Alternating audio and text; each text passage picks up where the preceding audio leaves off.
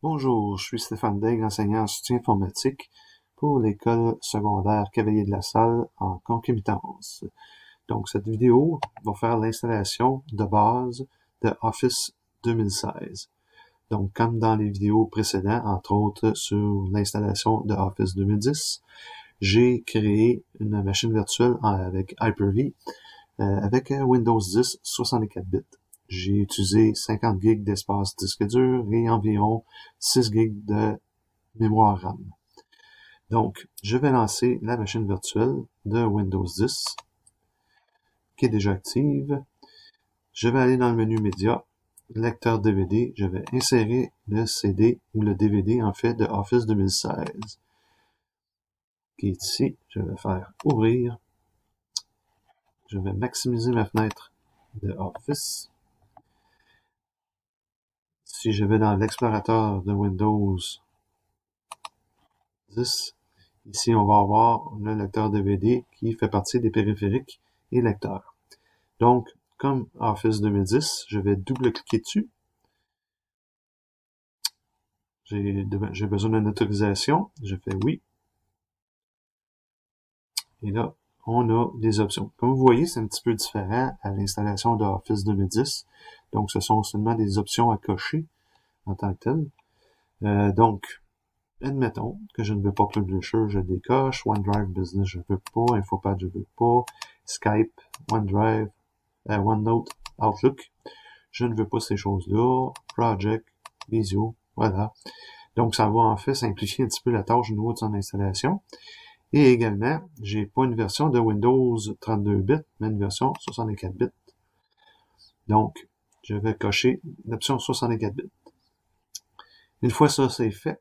Donc, j'ai plusieurs options ici, qui est de installer Office, de désinstaller Office, de vérifier le statut à savoir si j'ai assez d'espace, ou de forcer de enlever l'Office 2016 pour X raisons que je suis pas capable de désinstaller. Donc, dans notre cas, on va faire Installer Office et il va lancer l'installation de la suite Office 2016. Donc, naturellement, ça va prendre un petit bout de temps avant que ça se complète. Étant donné que j'ai enlevé quand même passablement d'options, ça devrait être pas trop long quand même au niveau de son installation. Donc, en ayant 50 gigs, je suis sûr et certain de toute façon que j'ai assez d'espace là pour faire mon installation de la suite Office.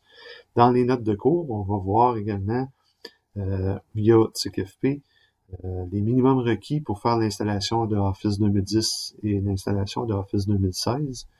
Ce qui est minimum requis, mais également ce qui est recommandé au niveau de leur installation, ce qui est deux choses différentes, dans le sens que on n'est pas obligé de mettre ce qui est recommandé, mais il y a quand même un minimum qui est requis pour être capable de faire son installation. Sinon, on ne sera pas capable de faire son installation correctement. Soit qu'il va manquer de l'espace, ou soit que ces fonctionnalités ne te permettront pas de l'installer. Donc, je vais laisser, en fait, cette installation se faire.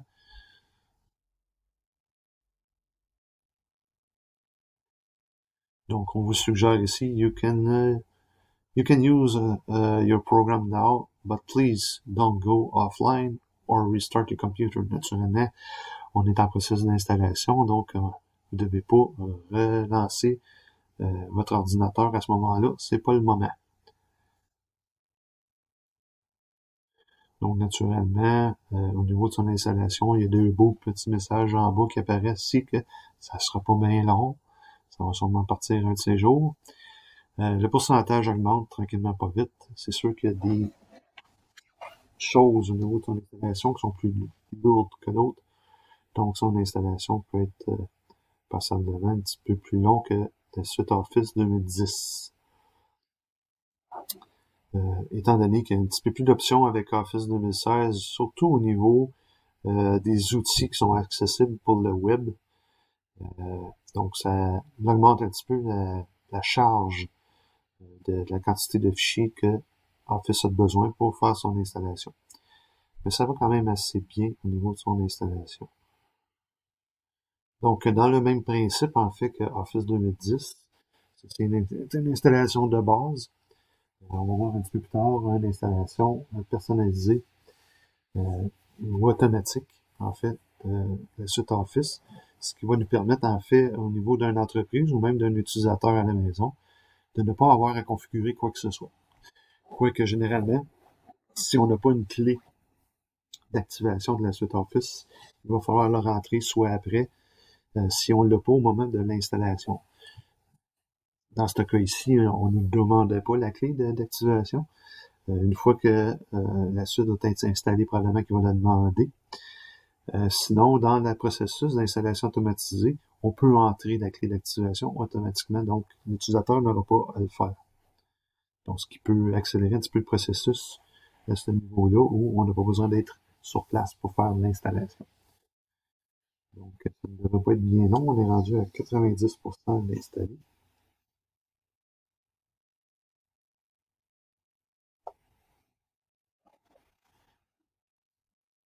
Et voilà, c'est complété, l'installation est terminée. Je peux fermer en fait le setup. Donc, je vois ici, là, on a des explications sur comment aller chercher la suite Office. Je vais fermer ça. On est des experts, on est capable d'aller dans la suite Office ici et d'aller chercher, en fait, ce qu'on a besoin. On voit comme tantôt avec la suite Office 2010 qui était disponible ici. Mais également, on va le retrouver dans Microsoft Office Tools ici, avec les mêmes options ou sensiblement la même chose. Donc, si je lance Office 2016, pour voir ce que ça a l'air, cette chose-là. Donc, on me demande la clé d'activation. J'en ai pas pour le moment. Donc, je vais fermer ça. Si je fais le lancement d'un nouveau document, ça ressemble beaucoup à ce qu'on retrouve au niveau de la suite Office 2010, excepté que là, j'ai une version anglophone de la suite Office, ce qui est pas bien grave dans ce cas ici, puisqu'on doit seulement faire l'installation. Si je vais dans Files ici, je fais Info ici en haut. Encore une fois, on voit l'auteur. Lui va se fier un petit peu à ce qu'on retrouve au niveau de l'utilisateur qui est présentement logué sur la machine. La petite différence avec 2016, c'est qu'on peut faire un login pour justement, si on a besoin de partager des documents sur le web ou autre. Donc, je vais fermer ça. Donc, c'est pas mal ça au niveau de son utilisation ou de son installation. Si j'ai besoin de faire des modifications au niveau de l'installation, on double-clique dessus encore une fois. On accepte. Et notre petite fenêtre apparaît ici. Donc, je peux faire soit une désinstallation de la suite Office. Je peux faire un check status ici. Il me dit qu'est-ce qu'il y en est ou en tant que tel au niveau de ça. Pas grand-chose.